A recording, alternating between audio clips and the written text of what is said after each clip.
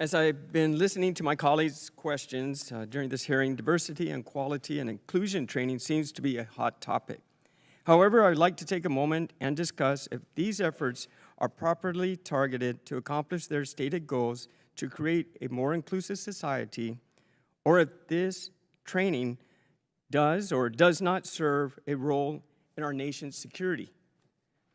So the question to all the witnesses, hypothetically, if the average high school graduate in America did not know that Alaska exists or is part of the United States, could that problem have an impact on national security? An affirmative, please. Sir, if I may, with regards to your question, if our population didn't know that Alaska exists, would that be a national security problem? Is that right. how Would that impact our national security? I think that where Alaska resides in the geographic location of our United States, it's significant in its location, sir. Absolutely, thank you. I suppose that will be. I concur, sir. General? I concur, yes, sir. Thank you. Now, a similar question. If the average high school graduate in America did not know that Guam exists or is part of the United States, could that be a problem? Could that problem have an impact on national security? Yes, sir. I agree with that. Yes, sir, absolutely. I agree with my colleagues, sir.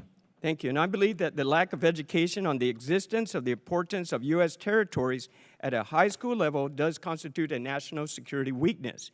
Mr. Chairman, I request a unanimous consent to enter into record 2 maps of the United States. One is representative of those often used in high school students, by high school students, that does not depict the territories as part of the United States, and one which is an accurate U.S. map that does depict the territories as part of the United States. Without objection.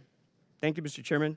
Activists pushing diversity, equality, and inclusion training seem to have never been interested in the real equality or inclusion, because if they were, Guam would not be forgotten.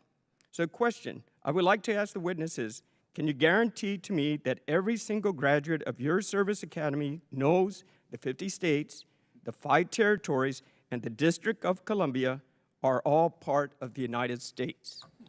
I can say yes, sir, for the United States Naval Academy. And yes, sir, for the Air Force Academy.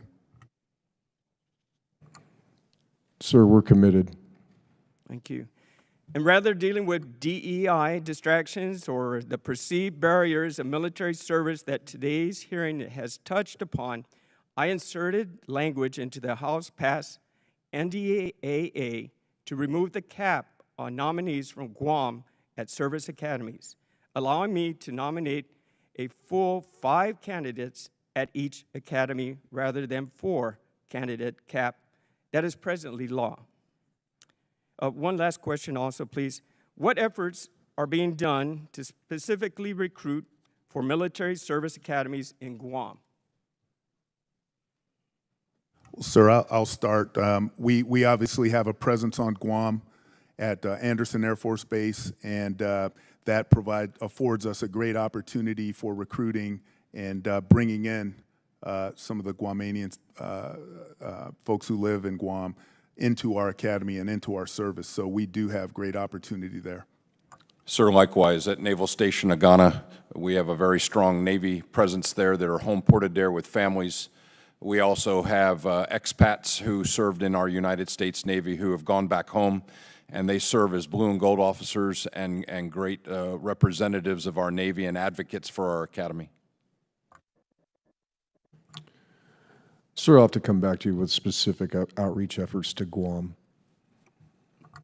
I appreciate that. By the way, I'm an ROTC graduate from the University of Guam, Army ROTC. Thank you.